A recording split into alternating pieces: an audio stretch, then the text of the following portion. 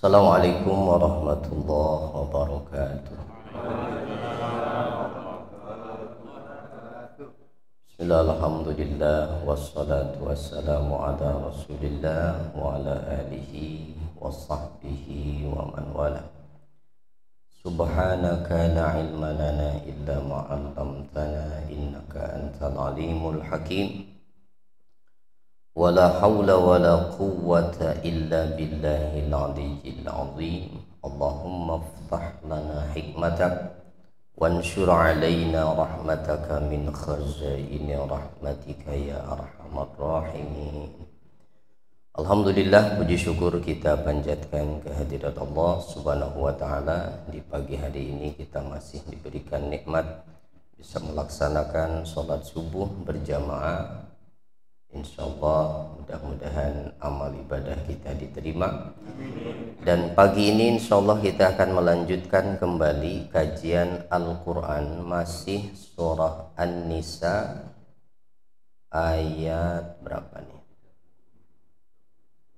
40. Ayat 40 ya Baji. Terakhir sampai 39 itu.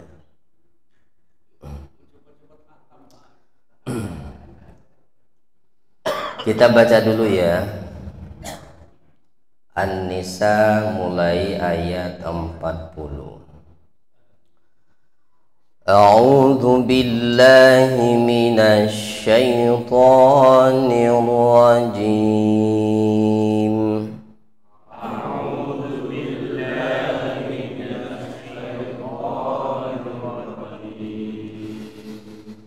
Bismillahirrahmanirrahim.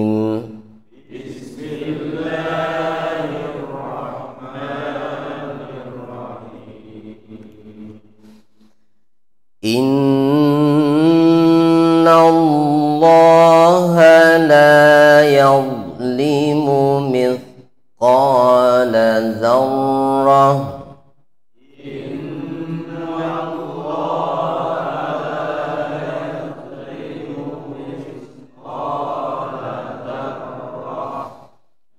wa in taku hasanatan yudha'ifha wa yu'ti min ladunhu ajran 'azima.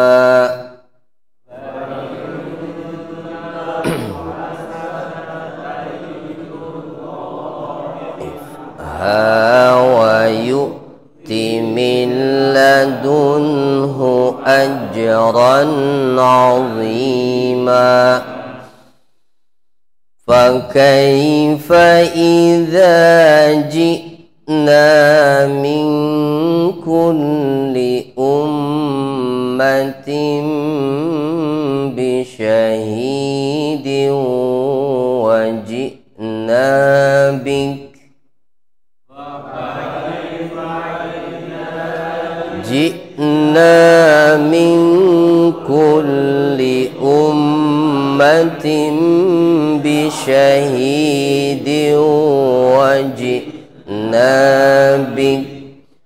wa ji'na bika ala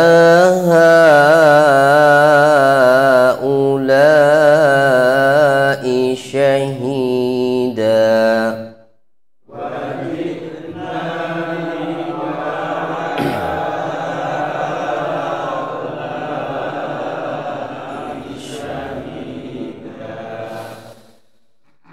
Yawma'idhin yawaddu alladhina kafaru wa 'asawur rasula law tusawwa bihimul ard.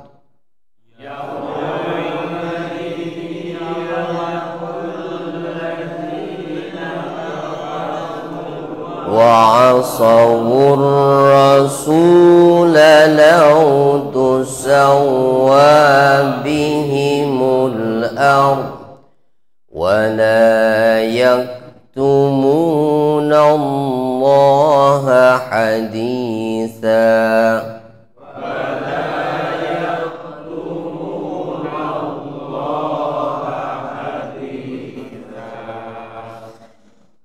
يا أيها الذين آمنوا لا تقربوا الصلاة وأنتم سكارى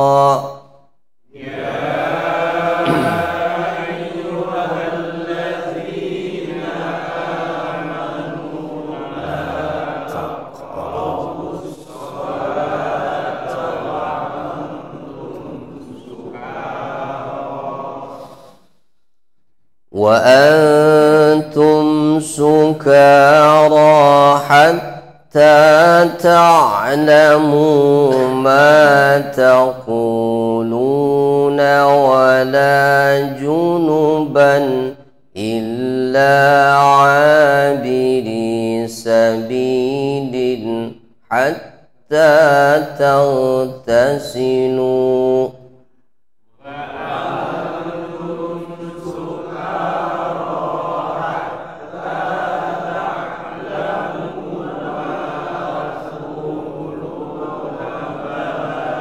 جنبا إلا عابري سبيل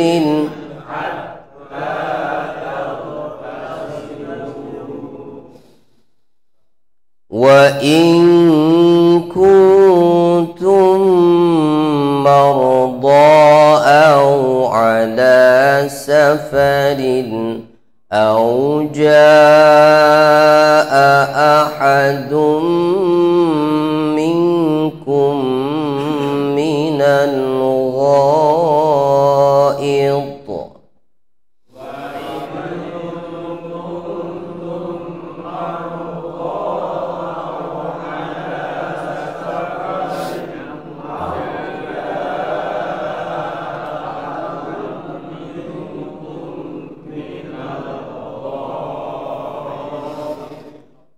من الغائط أو لامستم النساء فلم تجدوا ماء فتيمموا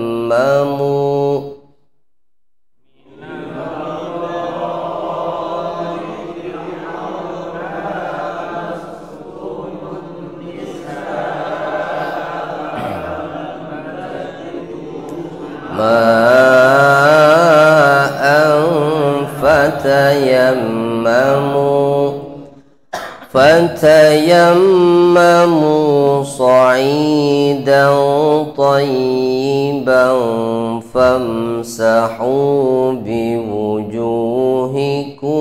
وأيديكم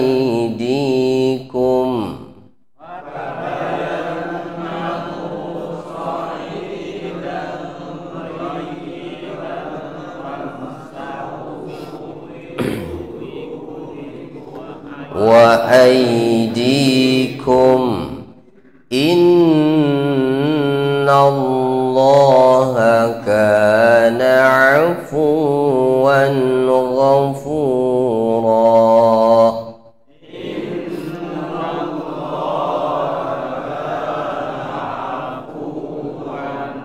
غفورا Baik, sampai 43 dulu ya.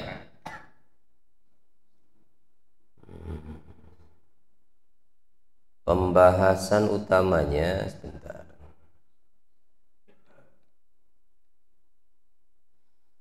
Ketika Allah Ta'ala di ayat-ayat sebelumnya memerintahkan untuk menyembah hanya kepadanya serta berbuat baik kepada hamba-hamba Allah, dimulai dari orang tua, kemudian kerabat dan seterusnya tuh ya, di ayat sebelumnya memerintahkan untuk berinfak di jalannya serta mencela sikap bakhil, takabur dan membanggakan diri. Maka kemudian Allah menyatakan di ayat ini bahwa innallaha la yazlimu mithqala zarrah. Innallaha, sesungguhnya Allah, la yazlimu, tidak akan berbuat zalim, mithqala zarratin, walaupun hanya sebesar zarrah. Ya, walaupun hanya sebesar zarrah, artinya tidak mungkin Allah itu berbuat zalim. Zarrah adalah, ya, dijelaskan oleh, ada sebentar keterangannya itu Ibnu Abbas atau siapa ini, ketika menjelaskan tentang zarrah, katanya ada yang mengatakan zarrah itu adalah an-namlah al-hamra as-saghirah, semut merah yang kecil. Dikatakan pula maknanya zarrah itu adalah az-zar aja'ul haba fil quwwah. Zar itu adalah bagian dari titik-titik debu yang tampak pada lubang-lubang udara. Kalau ada lubang di rumah yang kena sinar matahari, ada kelihatan debunya. Nah, satuan dari debu itulah zarrah itu. Satu titiknya itu. Ya, yang tidak ada ukurannya. Di gram juga nggak ada gramnya itu.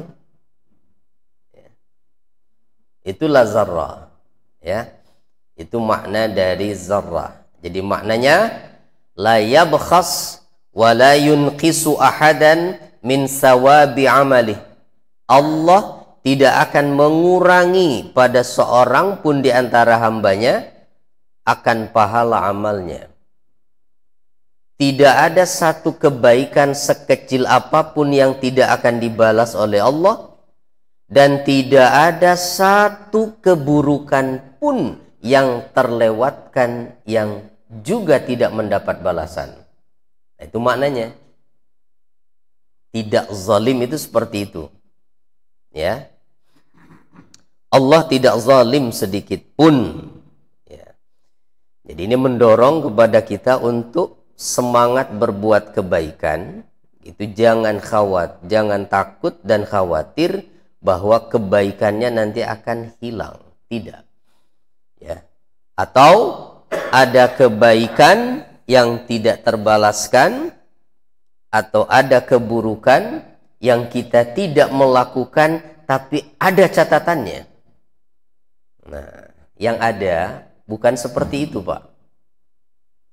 Yang ada adalah akibat dari perbuatan dosa kita sendiri.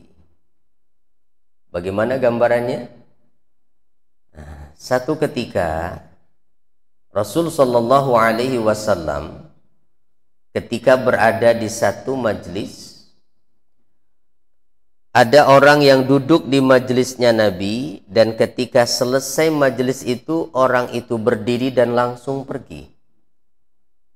Salah satu sahabat yang hadir, ada yang nyeletuk komentar, alangkah lemahnya orang itu. Jangankan berarti manusia biasa, ya, kelasnya sahabat masih ada yang begitu, Pak, suka nyeletuk gitu, ya. Apa yang langsung ditegur sama Rasulullah itu, engkau sudah makan daging saudaramu ketika engkau menggunjingnya. Dan dikatakan bahwa nanti di akhirat ada orang yang diberi catatan amal. Begitu dia buka buku catatan amalnya, dia heran dan kaget. Mana ibadah saya ini? Mana catatan sholat saya, puasa saya, zakat saya, haji? Kok nggak ada catatannya? Maka dikatakan padanya, semua catatan kebaikanmu hilang karena engkau terlibat pergunjingan. Ya Allah, hati-hati dong Pak ya. Kalau udah ngomongin orang tuh kayaknya renyah banget kan. Itu ancamannya, pahala kebaikan kita bisa hilang. Nah sebaliknya, ada orang yang diberi buku catatan amal, begitu dia buka, dia pun heran. Loh, ini ada catatan-catatan kebaikan dari mana? Saya nggak pernah melakukan ini. Dikatakan padanya, ini adalah imbalan dari orang-orang yang menggunjingmu tanpa sepengetahuanmu. Dipindahkan Pak. Orang yang menggunjing itu berbuat baik, pahalanya dikasih buat orang yang digunjing itu. Jadi kalau diomongin, digunjing orang nggak usah sedih Pak. Ya, iya, dipindah tuh pahalanya, ya. Gitu. Nah yang ada begitu. Kalau dari Allah nggak ada satu kebaikan yang tidak terbalaskan. Nah, bisa terjadi rugi itu karena perbuatan si hamba itu sendiri, bukan Allah. Ya. Dia yang bangkrut itu nanti di akhirat itu seperti itu, karena kezaliman dirinya kepada orang lain. Nah, makanya jaga ya, insyaallah. Jangan mau lagi menggunjing orang. Nggak ikutan, saya cuma dengerin aja, sama. Ya. Yang haram mengatakannya, haram pula mendengarkannya. Itu yang haram membicarakannya, haram pula mendengarkannya. Jadi jangan suka nguping gitu, kalau orang sedang terlibat satu pergunjingan itu. Masalahnya sekarang bukan diomongin, tapi ditulis di grup WhatsApp. Ya, nah kalau adanya di grup itu nggak usah komen lah, ya, nggak usah komentar. Kalau isinya itu adalah ghibah, ngeri Pak. Akibatnya bukan sekarang, sekarang masih sehat-sehat aja, seger buger, itu nggak ada masalah. Di akhirat nanti ruginya itu, nauzubillah. Yo kita lanjut. Wa intaku hasanatan. Jika ada satu kebaikan, yudha'ifha wa yu'ti min ladunhu ajran azima. Niscaya Allah akan melipat gandakannya dan memberikan dari sisinya pahala yang besar. Berapa standar satu kebaikan itu balasannya? Paling sedikit 10 kali lipatnya ya. Dalam satu hadis Nabi mengatakan, siapa yang berniat melakukan satu kebaikan, lalu dia tidak jadi melakukannya, maka tetap dicatat baginya satu kebaikan. Kalau dia jadi melakukannya, maka dicatat 10 kali lipatnya. Dan siapa orang yang berniat melakukan satu keburukan, lalu tidak jadi melakukannya, maka dicatat baginya satu kebaikan. Coba, gimana Allah nggak sayang dong? Keburukan nggak jadi dicatat sebagai satu kebaikan. Dan ketika keburukan itu jadi dilakukan, dicatatnya berapa? 1. Ya Allah, ya. Coba kalau satu keburukan yang jadi dilakukan itu seperti standar kebaikan, dilipat jadi 10, tekor banget Pak. Ya, dengan standar yang tadi saja, itu kayaknya kita masih tekor itu. Ya, kebanyakan keburukannya daripada kebaikan tuh. Itulah sayangnya Allah. Tapi catatan Pak, Satu keburukan yang tidak jadi dilakukan dicatat satu kebaikan itu dengan catatan dia tidak jadi melakukannya karena takut kepada Allah. Sadar kalau itu buruk, sadar kalau itu dosa. Tapi kalau tidak jadi melakukan keburukan karena nggak punya kesempatan, itu tetap dicatat. Apalagi sudah dipersiapkan, ya, sudah niat, sudah dipersiapkan segala sesuatunya, kesempatannya nggak ada. Kalau itu tetap satu keburukan dicatat, walaupun tidak jadi. Nah, maka Imam Al-Ghazali di dalam Bidayatul Hidayah mengatakan setiap kali bangun pagi itu, Pak, hadirkan niat untuk berbuat baik kepada setiap orang. Jangan ada celah sedikit pun di hati kita niat untuk berbuat buruk. Walaupun tidak semua yang kita niatkan itu kita bisa lakukan. Kan lumayan dapat pahala tuh. Niat. Pahala niat. Ya. Jadi setiap pagi itu niatkan untuk berbuat baik kepada setiap orang. Jangan ada niat berbuat keburukan.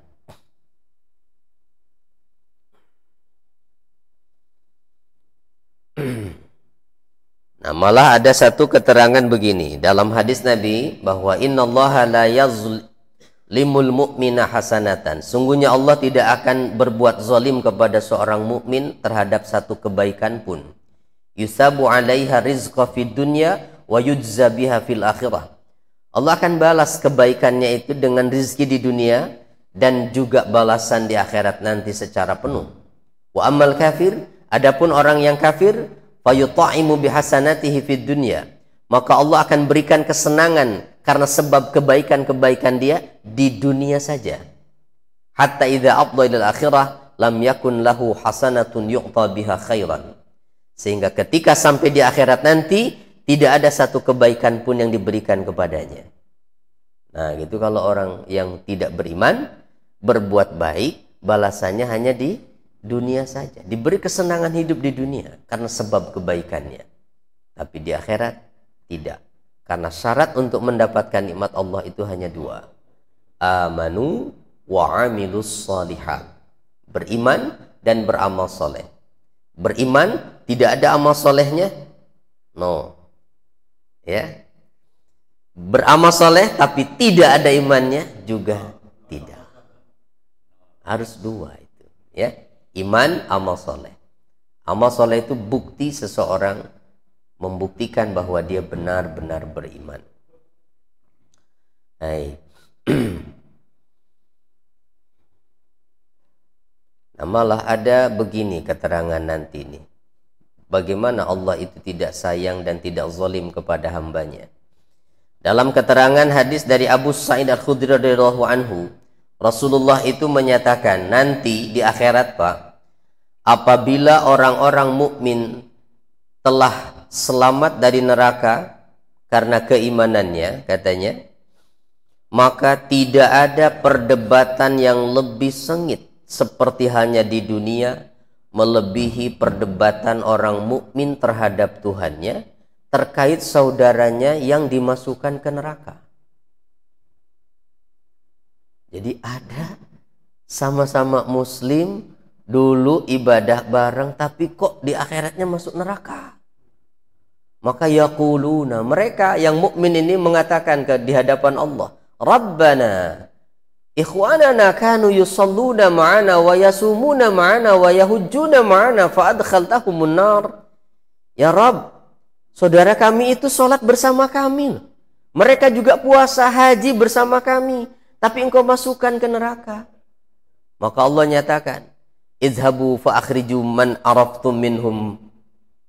Silahkan kamu pergi ke neraka.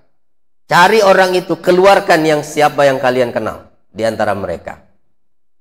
Mereka pun mendatangi tuh saudara-saudaranya yang di neraka, yang dikenali, masih dikenali dengan gambaran lahirnya, la ta'kulun naru suwarahum. Sebab api neraka tidak memakan tubuh mereka secara keseluruhan. Faminhum man akhadhathu an-naru ila ansafi saqai. Ada di antara mereka yang dimakan oleh api neraka hanya setengah betisnya.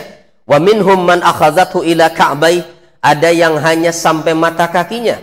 Fa yukhrijunahum, maka orang-orang mukmin yang tadi datang itu pun mengeluarkan saudaranya ini. Jadi yang bisa memberi syafaat itu bukan hanya nabi, tapi juga orang-orang soleh dari kalangan orang-orang beriman. Jadi mungkin orang tadi masih ada dosa yang belum dia tobat dan karenanya dimasukkan ke neraka. Tapi ternyata karena di dunia ada dekat dengan orang-orang baik, orang-orang soleh, diselamatkan oleh mereka. Tuh, makanya kata Imam Syafi'i, uhibbus salihina walastu minhum, la'alli an anala bihim syafa'ah. Aku itu cinta dengan orang-orang soleh, walaupun aku tidak bisa seperti mereka. Karena aku berharap nanti di akhirat aku dapat syafaat karena sebab mereka. Jadi kalau belum bisa berbuat baik dengan sempurna, cintai orang-orang baik. Itu cintai orang-orang soleh. Ya, jangan benci dengan orang-orang soleh. Karena di akhirat kita butuh mereka, Pak. Ya, kita butuh mereka. Jadi kedekatan kita dengan orang-orang soleh itu akan bermanfaat nanti di akhirat. Ya, nah, ini tadi gambarannya dalam hadis. Bahkan kemudian Allah menyatakan, man kana fi qalbihi misqala dzarrah, katanya ya, Rabbana qad akhrajna man amartana. Jadi setelah dikeluarkan tadi itu, ya Rabbana, kami telah keluarkan tuh orang-orang seperti engkau perintahkan.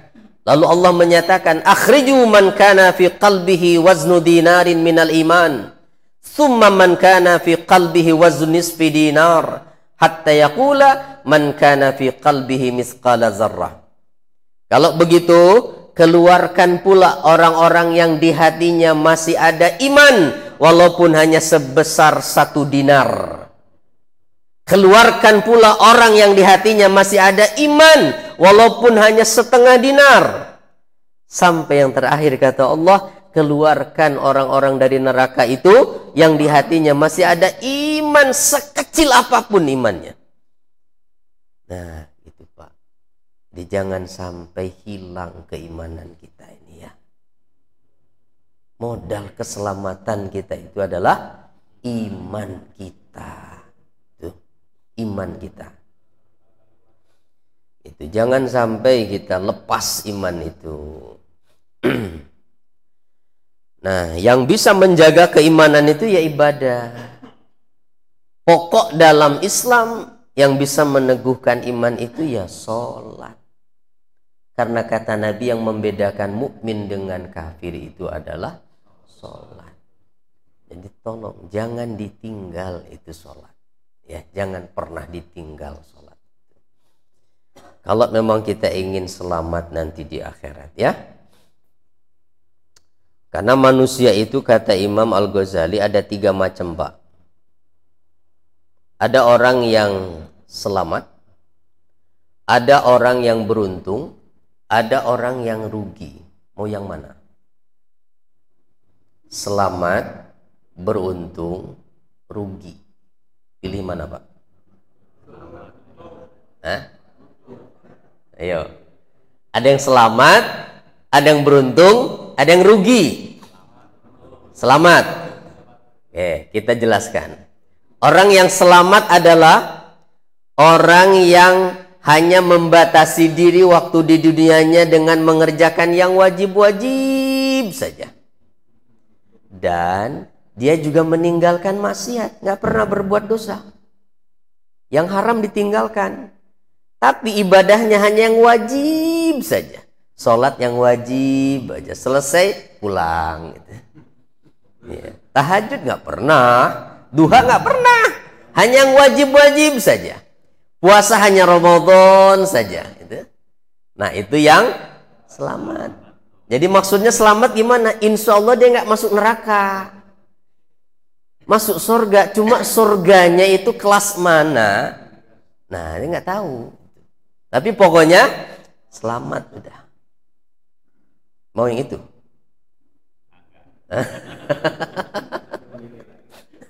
Kalau yang beruntung, nah yang beruntung adalah orang yang di samping mengerjakan yang wajib dan meninggalkan maksiat, dia tambah dengan ibadah-ibadah sunnah. Yang sholat sunnahnya dikerjakan, puasa sunnah dikerjakan, sedekah sunnah dikerjakan gitu. Ah, yang beruntung tuh Pak. Jadi mau selamat apa beruntung nih? Yang rugi berarti adalah orang yang lalai dari kewajiban dan banyak berbuat maksiat.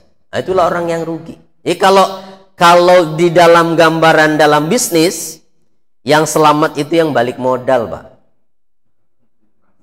Ya, memang nggak rugi, tapi ya, nggak dapat untung apa-apa. Nah, jadi kalau kita jualan, kalau bisnis itu mau balik modal atau mau untung? Ya pasti mau untung lah. Siapa juga ya? Ya ayo makanya jangan sampai. Iya, jangan sampai malah rugi, modal aja nggak balik. Nah, modal aja nggak balik. Nah, itu yang rugi, yang tidak ada semangat untuk berbuat kebaikan. Fa kaifa idza ji'na min kulli ummatin bi syahidin wa ji'na bika 'ala haula'i syahida. Perhatikan ayat ini. Ayat ini telah membuat Rasulullah tertegun dan menangis, Pak. Perhatikan ayatnya. Satu ketika Rasulullah Shallallahu Alaihi Wasallam itu meminta kepada seorang sahabat, ya, untuk membacakan Al-Quran. Nah, ini ada riwayatnya itu adalah sahabatnya itu namanya Ibnu Mas'ud atau Abdullah bin Mas'ud. Salah seorang sahabat yang punya suara bagus. Itu Abdullah bin Mas'ud. Satu ketika Nabi mengatakan, Iqra alayya. Ibnu Mas'ud, tolong dong bacakan Al-Quran untukku. Lalu kata Ibnu Mas'ud, ya Rasulullah, a'aqra'u alayka wa alayka unzila. Ya Rasulullah, masa saya harus membacakan Al-Quran untuk Anda? Bukankah Quran diturunkan kepadamu? Kata Nabi, iya. Aku lebih senang mendengarkan Quran itu dari bacaan orang lain. Itu. Maka Ibnu Mas'ud pun membacakan Al-Quran surah An-Nisa sampai ketika ayat yang ini nih. Ayat berapa nih? 41. Fa kaifa idza ji'na min kulli ummatin bi syahid wajibna bika 'ala haula'i syahida. Begitu sampai itu kata Nabi, hasbukal an. Cukup Ibnu Mas'ud. Berhentilah Ibnu Mas'ud. Faltafata ilaihi fa idza 'ainahu tadrifan. Dan ketika Ibnu Mas'ud menoleh ke wajah Rasul, ternyata kedua mata Rasulullah itu berurai air mata. Nangis ketika mendengar ayat ini. Apa sih artinya? Fakaifa, maka bagaimanakah kiranya keadaan orang-orang yang kafir itu nanti, padahal mereka juga adalah umatnya Nabi. Apabila kami, Allah maksudnya, mendatangkan seorang saksi setiap Rasul dari tiap-tiap umatnya. Dan kami akan mendatangkan engkau Muhammad sebagai saksi atas umatmu nanti. Berat Nabi dengan ayat ini, ya, terutama ketika harus bersaksi dengan umat-umatnya yang tidak taat, yang tidak beriman begitu. Nah, sehingga Nabi nangis ketika mendengar ayat ini. Wajibna bika 'ala haula'i syahida. Jadi setiap umat itu akan dihadirkan Rasulnya untuk bersaksi di hadapan Allah nanti. Yauma idzi yawaddul ladzina kafaru. Ini kira-kira kapan maksudnya tuh? Hari yang tadi itu. Nah, ini keterangannya. Kapan Allah akan menghadirkan dari setiap umat itu seorang rasul sebagai saksinya. Pada hari itu, hari kiamat berarti, pada hari itu yawaddul ladzina kafaru, orang-orang yang kafir menginginkan, wa asawur rasulah, dan juga orang-orang yang durhaka kepada Rasul. Apa yang mereka inginkan? Lau tusawwa bihimul ard, sekiranya mereka disamaratakan saja dengan tanah. Mereka nggak mau dibangkitkan hidup kembali karena mereka sadar pasti mereka akan kena hukuman dari Allah, pasti akan diazab. Wala yaktumunallaha haditsa, dan mereka tidak dapat menyembunyikan dari Allah satu kejadian pun, karena tidak lagi bisa berbohong. Karena yang bersaksi adalah tangan mereka, kaki mereka. Al-yawma nakhtimu ala afwahihim, terus wa tukallimuna aydihim wa tashhadu arjuluhum bima kanu yaksibun. Pada hari ini kata Allah, aku kunci mulut-mulut mereka yang suka bohong itu. Nggak bisa lagi ngomong, tidak bisa lagi berdalih dan berargumentasi di hadapan Allah. Tidak ada satu kejadian dan peristiwa yang bisa disembunyikan oleh setiap orang. Kalau di dunia masih bisa berbohong, disembunyikan, nanti di akhirat nggak bisa. Karena yang bersaksi adalah tangannya, yang bersaksi adalah kakinya, termasuk tanah, bumi ini tempat dia melakukan maksiat.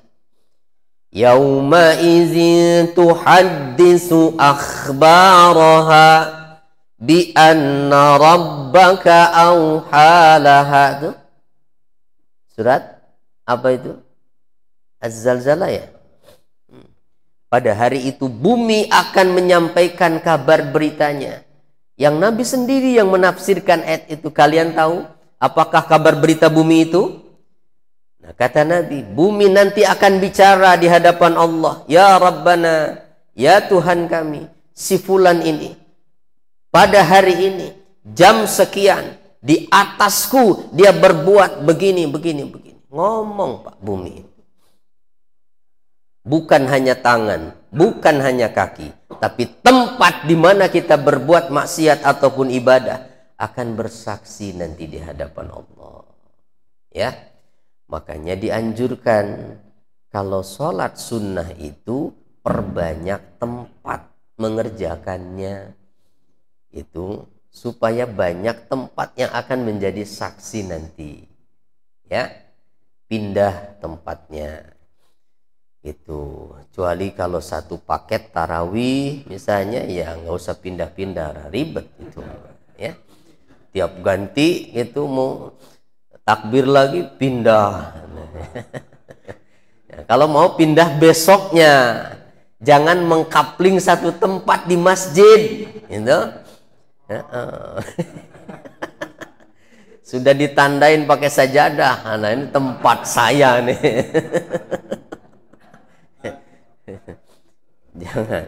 Jangan mengkapling satu tempat ya, supaya banyak yang jadi saksi nanti tempat-tempat kita berbuat baik, ya. Kapan orang kafir ini mengatakan demikian?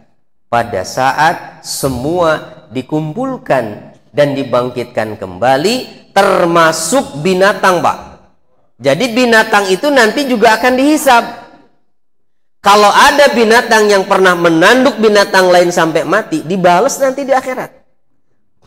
Tapi kalau binatang selesai hisaban langsung mati semua jadi tanah. Maka orang-orang kafir mengatakan di surat An-Naba itu, wa yaqulul kafiru ya laitani kuntu turaba. Itu ya laitani kuntu turaba, duhai kiranya mending aku jadi tanah aja deh, gitu. nggak mau dihidupkan lagi. Kenapa? Mereka yakin mereka akan disiksa, mereka akan celaka. Nyesel tuh Pak, nanti mah di akhirat ya. Jadi inilah alasan kenapa harus ada akhirat. Harus ada hari kebangkitan itu, karena di dunia saat ini masih banyak orang-orang yang berbuat baik yang belum terbalaskan kebaikannya. Dan banyak orang-orang yang berbuat buruk, orang-orang jahat yang juga belum mendapat hukuman karena kejahatannya. Perlu ada akhirat itu. Wajib bahkan. Makanya kita yakin dan percaya. Ya, nggak percaya saya mah, ya sudah silahkan. Gitu. Kalau nggak mau percaya, ya, tidak ada yang rugi kok. Ya, yang rugi yang tidak percaya nanti. Kalau ternyata ada kan? Nah, kalau ternyata akhirat nggak ada, nggak rugi kita mah. Sudah berbuat baik kok. Ya. Baik, kita lanjutkan lagi ayatnya. Apa berikutnya? Oh, sebelum ke ayat berikutnya, kesimpulan dari ayat 40 sampai 42 menjelaskan keadilan Allah, rahmatnya serta tambahan karunia-Nya. Kedua, menjelaskan ketakutan hari kiamat, sehingga orang-orang menginginkan sekiranya mereka disamaratakan saja dengan tanah, yaitu tidak ingin dibangkitkan, ya, tidak ingin dibangkitkan. Tapi ya nggak bisa, ya, nggak bisa menolak. Bahkan permintaan mereka kan dikembalikan ke dunia kan, itu akhrijna na'mal salihan, ya Allah keluarkan kami kembali ke dunia sebentar saja. Pasti kami akan berbuat baik nanti. Lah, telat gitu. Keluarkan kami katanya ya. Kami kembalikan ke dunia sebentar saja. Kami pasti akan berbuat baik. Nah, makanya jangan sampai kita termasuk orang yang menyesal nanti ya. Ketiga, Rasulullah akan menjadi saksi atas perbuatan umatnya di hari kiamat. Dan ini membuat beliau merasa berat dan bersedih saat ayat ini dibacakan kepadanya oleh Abdullah bin Mas'ud. Yang terakhir yang 43. Ya ayyuhalladzina amanu la taqrabus salata wa antum sukara. Hai orang-orang yang beriman, janganlah kalian mendekati salat sedangkan kalian dalam keadaan mabuk. Secara umum ayat ini adalah bagian dari urutan pengharaman khamar. Jadi diharamkannya khamar itu bertahap, Pak. Ya. Awalnya hanya menyatakan bahwa khamar itu ada manfaatnya, tetapi juga ada madaratnya. Tetapi madaratnya lebih banyak daripada manfaatnya. Kan begitu tuh. Kul fihima ismun kabir wa manafi'u linnas wa ismuhuma akbaru min naf'ihima. Gitu. Yas'alunaka 'anil khamri wal maisir, tuh ayatnya gitu tuh. Mereka bertanya tentang khamr dan judi. Katakan bahwa pada khamr dan judi itu ada manfaat memang, tetapi juga ada dosa, dan dosanya lebih berat, lebih besar daripada manfaatnya. Nah, lalu kemudian jadi orang masih bisa mabok itu karena ayatnya masih belum menegaskan gitu. Sama sekali dilarang. Sampai satu ketika pada saat masuk waktu sholat, ada yang menjadi imam dalam keadaan mabuk. Akhirnya nggak selesai baca surat Al-Kafirun itu. Maka turunlah ayat ini. Ya ayyuhalladzina amanu la taqrabus salata wa antum sukara. Gitu. Hai orang yang beriman, jangan kamu mendekati salat, itu berarti maknanya jangan kerjakan salat. Sama seperti wala taqrabuz zina, gitu. Jangan dekati zina itu artinya jangan kerjakan. Termasuk jangan melakukan hal-hal yang bisa mendekatkan pada zina. Nah, jangan dekati salat, jangan lakukan salat kalau kalian sedang mabuk. Ini masih ada celah, Pak. Cuma udah dikurangi waktu maboknya. Jadi jangan pas waktu-waktu sholat lah. Kalau mau mabok habis isya tuh panjang waktunya gitu. Nah, itu. Masih panjang itu. Masih punya waktu. Nah, sampai akhirnya turunlah yang surah Al-Maidah itu. Innamal khamru wal maisiru rijzun min amali, itu ya ayatnya kan, bahwa khamar itu adalah termasuk perbuatan setan, haram bagi kalian sama sekali itu dah. Tapi sekarang udah nggak berlaku tahapan. Tahapan itu dulu ketika ayatnya belum turun. Ya sekarang mah yang berlaku ya Al-Maidah, Pak. Ya. Nggak bisa pakai tahap-tahapan. Saya kan masih baru Islamnya. Nah, jadi yang saya pakai bukan surat Al-Maidah. Ya, nggak bisa begitu, ya, nggak bisa begitu. Yang berlaku ya Al-Maidah sudah tentang khamr itu. Tapi ayat ini juga, Pak, ada yang memaknai begini. Ada yang memaknai maknanya itu la taqrabus sholat, itu maknanya jangan mendekati tempat sholat. Ya, jangan kalian mendekati tempat sholat kalau sedang mabuk, sampai kalian mengerti apa yang kalian ucapkan, karena orang mabuk kan tidak sadar dengan apa yang diucapkan, gitu ya. Nah, kenapa ada makna bahwa yang dimaksud tempat sholat? Karena kedepannya ada disambungkan wala junuban, dan tidak boleh pula ketika kalian sedang junub. Nggak boleh masuk masjid kan sedang junub. Itu makanya ada yang memaknai bahwa yang dimaksud ini jangan mendekati tempat sholat kalau lagi mabuk. Nah, tapi Imam Al-Ghazali menyindir kita, Pak, dengan ayat ini. Ya, kenapa? Kan yang dilarang itu jangan kalian mabuk ketika sedang sholat sampai kalian mengerti apa yang kalian ucapkan. Hakikatnya pada kenyataannya banyak orang Islam itu yang sholatnya sambil mabuk karena nggak ngerti apa yang dia ucapkan, gitu. Itu kata Imam Ghazali begitu. Itu sindiran beliau itu, ya. Hakikatnya sama tuh kayak orang mabuk katanya, ya. Iya. Wajjahtu wajhiya lillazi fataras samawati wal ardi, nggak ngerti apa itu maknanya, ya. Itu termasuk baca Fatihah juga nggak ngerti, nggak tahu apaan itu. Nah, ini berarti PR nih ya.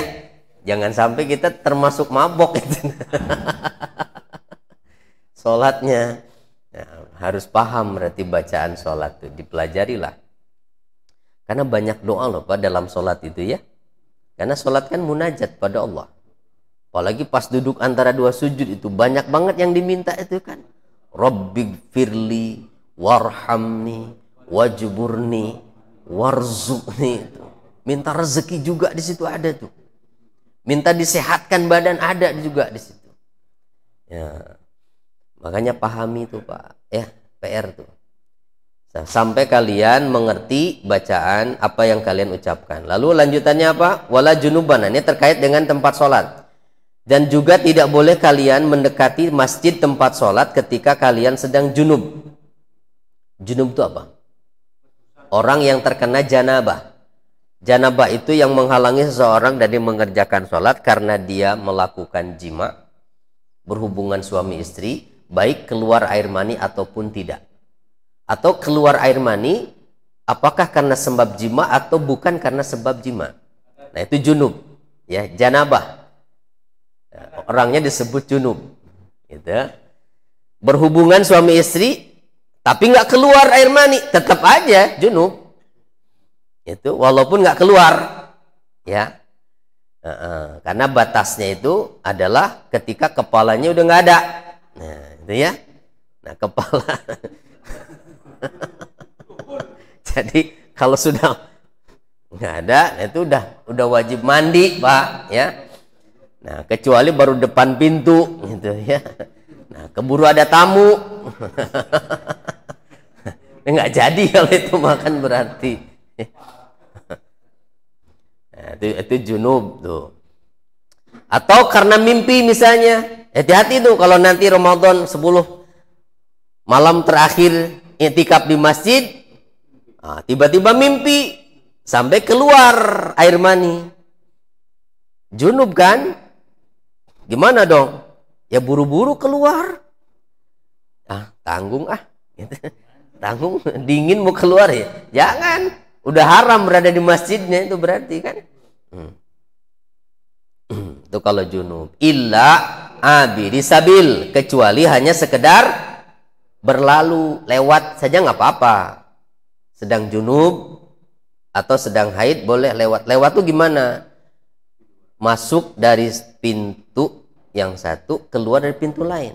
Itu lewat. Tapi kalau masuk dari situ sampai ke tengah, balik lagi ke situ, itu diem hukumnya. Dihukumi diam, itu bukan lewat. Ya. Jadi lewat, kalau lewat itu ya dari keluarnya ke pintu yang lain, itu lewat namanya. Ya, berlalu. Ya kalau diam mah ya beda, tetap dihukumi diam loh, kalau diam mah ya. Gimana? Kalau serambi itu tidak dihukumi masjid ya. Serambi apa namanya? Pavilion itu kan. Nah, terutama yang dihukumi masjid ini adalah ruangan yang hari-harinya digunakan untuk sholat 5 waktu berjamaah. Nah itu. Kalau yang sesekali waktu digunakan untuk sholat ketika jamaahnya banyak, nah itu tidak termasuk seperti pavilion masjid misalnya ya. Nah bagian samping itu masih apalagi kalau ada memang tempat khusus yang disediakan untuk ibu-ibu yang haid, itu lebih bagus lagi sebetulnya ya. Tidak diniatkan sebagai masjid misalnya. Sampai kapan tidak bolehnya? Hatta tagtasilu, sampai kalian mandi wajib. Nah, sampai kalian mandi wajib. Apa bedanya mandi wajib dengan mandi biasa? Ya niat. Jadi pakai niat Pak kalau mandi wajib. Kapan niatnya? Pada saat membasuh pertama kali anggota badan. Terserah mau kepala mau badan. Nggak ada urutan kalau mandi mah. Beda dengan wudhu. Ya. Nah di situ niat. Saya niat mandi menghilangkan hadat besar fardu karena Allah. Begitu. Nah, dihadirkan di hati bukan diucapkan. Nah kedua rukunnya meratakan air ke semua bagian tubuh. Hati-hati Pak. Jangan sebelum air merata kita udah pakai sabun. Perhatikan nih mandi wajib ya. Karena kalau pakai sabun, pakai sampo dulu, nanti diguyur air, berarti airnya itu sudah bercampur dengan sabun. Sabun itu tidak mensucikan. Dia hanya membersihkan dan memberikan wewangian. Nah yang mensucikan itu air. Makanya kalau mau mandi wajib nih, guyur dulu sampai merata dulu semua bagian tubuh kita. Termasuk lipatan-lipatan badan nih, ya, termasuk bagian kubul dubur itu pastikan air sampai ke situ. Nah, kemudian juga lubang telinga ini termasuk luar adalah yang bisa terjangkau dengan kelingking. Nah, pastikan dulu air itu sampai, nggak harus diguyur, ya, nah, cukup dibasahi aja gitu. Nah, kalau sudah pasti semuanya merata, baru pakai sabun bersihkan. Malah sunnahnya makan wudhu dulu ya. Wudhu dulu sebelum. Jadi bersih-bersih dulu, menghilangkan najis termasuk pada kubul dan duburnya. Setelah itu wudhu, tapi tidak membasuh kaki. Kakinya nanti di akhir. Setelah itu kemudian mandi tanpa menyentuh kemaluan. Ya, tanpa menyentuh kemaluan karena udah dicucikan dulu tadi. Nah, nanti udah selesai semuanya rata, baru terakhir kaki dicuci. Jadi nggak wudhu lagi. Nah, kalau prakteknya seperti itu mandinya ya. Nah, kecuali pipis lagi misalnya ya, atau keluar angin lagi, nah harus wudhu lagi itu mah.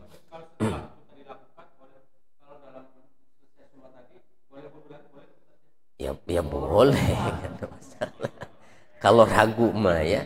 Tapi sebetulnya kan belum batal yang tadi juga. Ya, tidak ada yang membatalkan. Wa in kuntum mardo au ala safarin au jaa ahadum minkum minal ghaid. Jika kamu dalam keadaan sakit atau dalam perjalanan atau datang dari tempat buang air dan kamu sudah hadas tetapi tidak menemukan air untuk berwudu atau untuk mandi, maka apa yang dilakukan? Fatayammamu, maka bertayamumlah. Jadi tayamum itu bisa menggantikan wudhu atau mandi. Prakteknya sama, nggak usah guling-guling di pasir. Dulu sahabat ada yang begitu, Pak, ketika belum dijelaskan tata cara tayamum menggantikan mandi, gitu. Guling-guling di pasir, gitu. Padahal enggak, gitu. Cukup praktek tayamumnya sama. Bagaimana caranya? Yang disebut dulu alatnya. Alat untuk bersuci tayamum itu adalah so'idan thayyiban. Apa itu so'id? So'id apa? Debu tanah yang bersih. Nah, kalau mazhab Imam Syafi'i memang itu harus betul-betul debu atau tanah. Makanya kalau orang dulu kalau mau melakukan perjalanan jauh itu ada yang suka bawa tanah buat tayamum gitu. Takut tidak nemu air. Tapi kalau mazhab imam yang lain, Imam Abu Hanifah terutama, itu mengatakan so'id itu adalah segala sesuatu yang ada di atas permukaan bumi, apa saja, karena pasti ada debunya gitu. Terutama yang nempel gitu dengan bumi, ya, yang nempel dengan bumi. Makanya masih diperselisihkan ketika tayamum di atas pesawat gitu, ya, karena tidak nempel bumi itu. Tidak ada unsur bumi. Yang ada unsur bumi itu cuma pramugari itu, ya. Nah, ini kan nggak mungkin masa tayamum dia, ya. Tapi kalau Syekh Al-Utsaimin memberikan fatwanya begini, kalau memang kamu yakin di jok pesawat itu ada debu, silahkan tayamum. Tapi kalau nggak yakin, nah mendingan ya wudhu gitu, ya. Ya, kalau yakin dimanapun pokoknya ya, di bagian manapun, kalau yakin ada debunya silahkan. Untuk lebih memudahkan, ya, karena apa, syariat agama itu tidak mempersulit kita kan pada dasarnya, ya. Nah, terus prakteknya begini, Pak, mohon maaf nih ya, saya sampaikan kan ini pengalaman. Masih banyak orang yang nggak paham cara tayamum. Masih ada yang prakteknya kayak wudhu, Pak, cuman nggak pakai kumur-kumur aja gitu. Jadi ngusap apa wajah, terus tangan, ngusap kepala gitu. Padahal tayamum.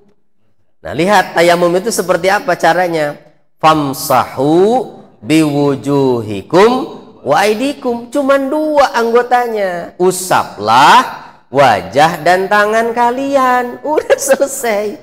Dan nggak usah 3 kali, cukup 1 kali kalau tayamum. Ya. Tempel telapak tangannya, kalau masih ada kerikilnya ditiup dulu gitu, nah baru diusap. Dan nggak usah kayak ngusap seperti pakai air ya, itu dia nah begini itu. Udah usap aja, sekali usap gitu selesai. Nah itu wajah 1 kali, kemudian tempel lagi kedua kali untuk mengusap tangan. Tangan ini juga ada perbedaan.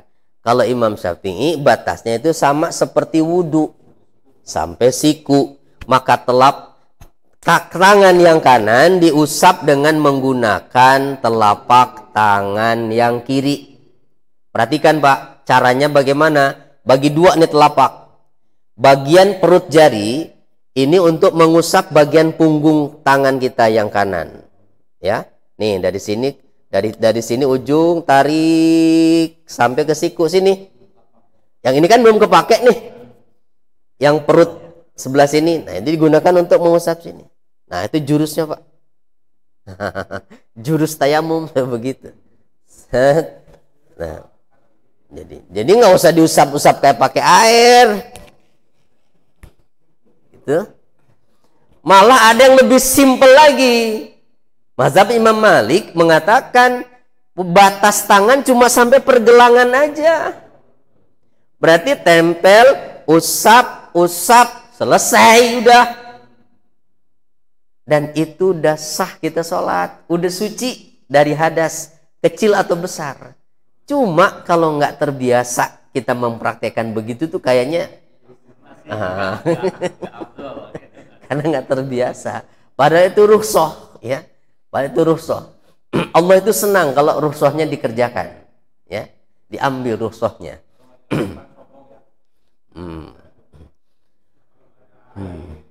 Kalau nggak ada air. Nah, kalau tadi kan di perjalanan gambarannya. Kalau di tempat tinggal nggak ada air, boleh tayamum setelah kita berusaha mencari. Jadi kalau di rumah pompa airnya mati, Pak, jangan langsung tayamum. Bisa minta ke tetangga, gitu. Ya atau ke sini aja mesti ada air, ya. Ke masjid, kecuali kalau yang diperkirakan ada air itu jaraknya jauh. Apalagi nanti kalau menempuh jarak ke sana habis waktu sholat. Nah, kecuali, ya. Atau ada air di sumur tapi di situ ada harimau tuh. Wah, kita bisa diterkam dia kalau ngambil. Atau ada yang jual air tapi mahal banget airnya. Itu 1 galon 1 juta misalnya. Umpama begitu.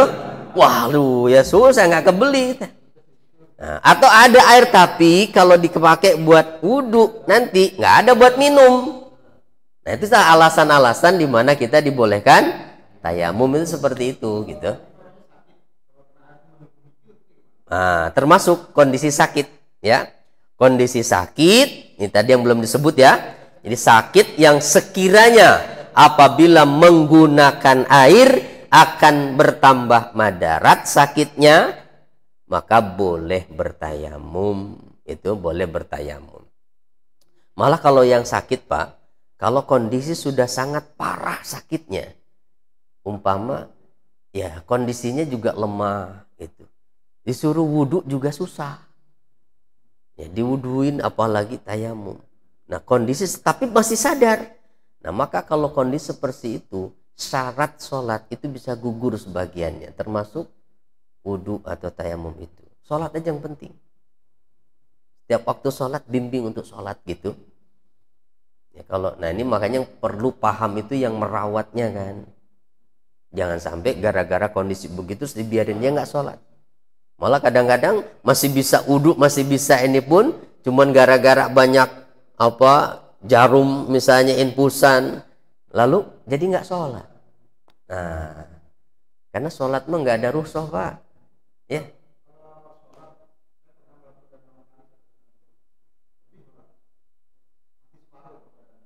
Mati separuh, terus?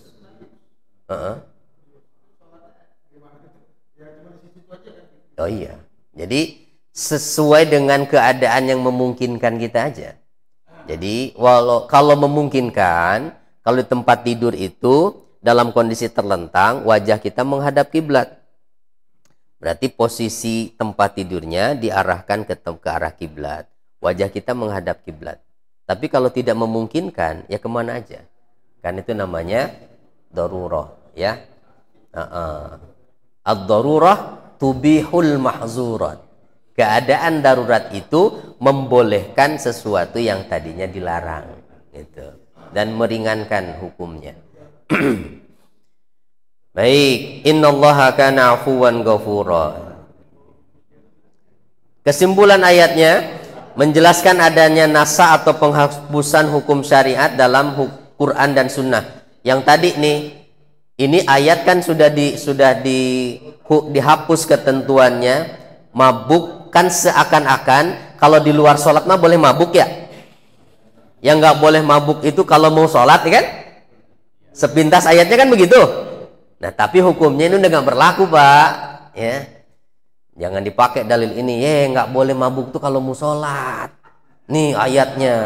Ya bener pakai ayat Quran. Gitu. Cuma salah menggunakan dalilnya. Gitu.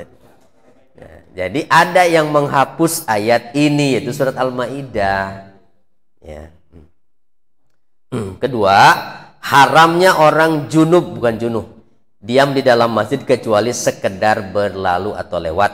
Ketiga, menunjukkan wajibnya mandi bagi orang yang junub. Wajib mandi, ya, wajib mandi. Kalau ada air, itu kalau ada air. Ya. Mandi wajib itu juga sebetulnya kan nggak pakai sabun juga nggak apa-apa. Asal yang penting udah rata semua nih. Kalau air terbatas misalnya nih, Cuma ada satu ember, harus berdua lagi sama istri. Kan repot itu. Ya sudah, kalau begitu cukup yang wajib saja mandinya, yang penting merata gitu. Sama wudhu juga begitu, Pak. Wudhu itu kan yang wajib cuma sekali. Wajah sekali, tangan sekali, kaki sekali. Jadi dalam kondisi tertentu nih, maaf, jangan memaksakan sunnahnya. Kalau kondisi memang tidak memungkinkan. Seperti di perjalanan, pulang kampung, rest area penuh orang. Itu rest area penuh. Ini yang ngantri wudhu panjang banget. Nanti jangan egois gitu. Ya, mau sempurna wudhunya. Jadi yang wajib-wajib aja. Ya, untuk efisiensi waktu. Dan kalau begitu kan sholatnya juga udah dikosor aja. Kan dalam perjalanan itu ya. Itu meringkas. Dan kalau kosor udah nggak ada qobliyah ba'diyah. Yang wajibnya jadi ringkas. Gitu. Jadi kalau udah kosor 2 rakaat selesai udah gitu.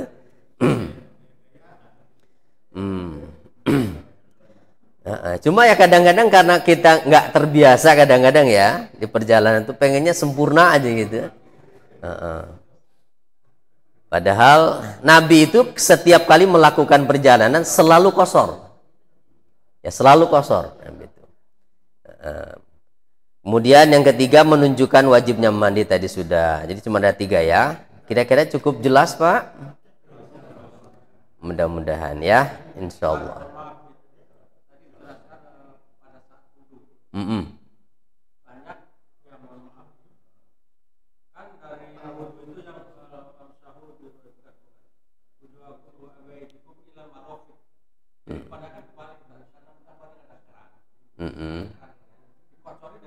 Oh iya. Ya. Jadi praktek dalam berwudu itu fagsilu wujuhakum wa aidiyakum ilal marafiqi. Basuhlah wajah dan tangan kalian sampai siku, bukan dari siku. Berarti memulai membasuh tangan itu dari mana? Dari ujung jari. Maka cara membasuh tangan adalah tampung air dengan telapak tangan, Pak. Ya, cara menampungnya begini nih, lebih aman nih ya.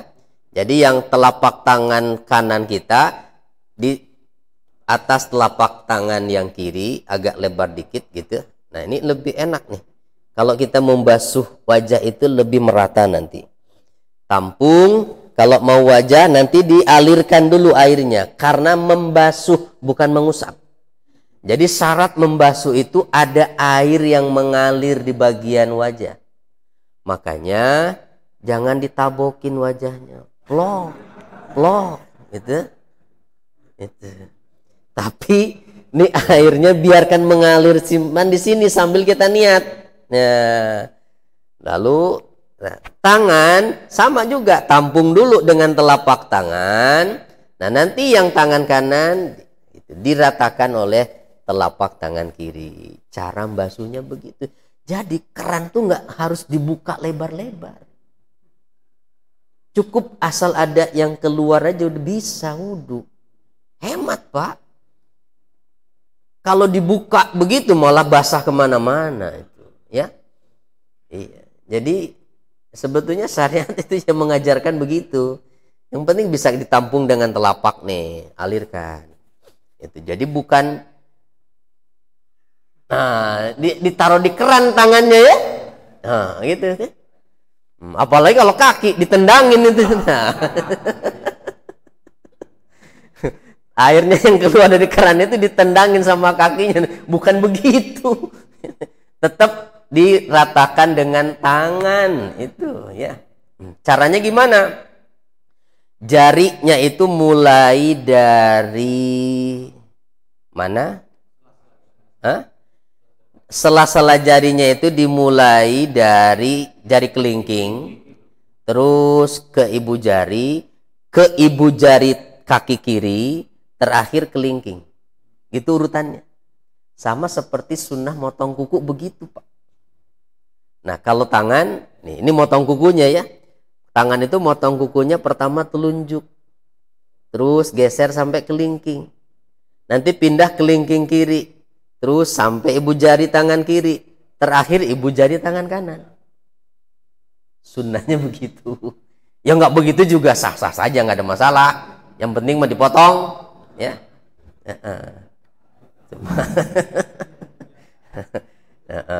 Dan tidak ada larangan karena ada mitos begini Pak, katanya nggak boleh motong kuku hari Selasa, nggak boleh motong kuku hari Sabtu, itu nggak ada Pak, ya, nggak ada.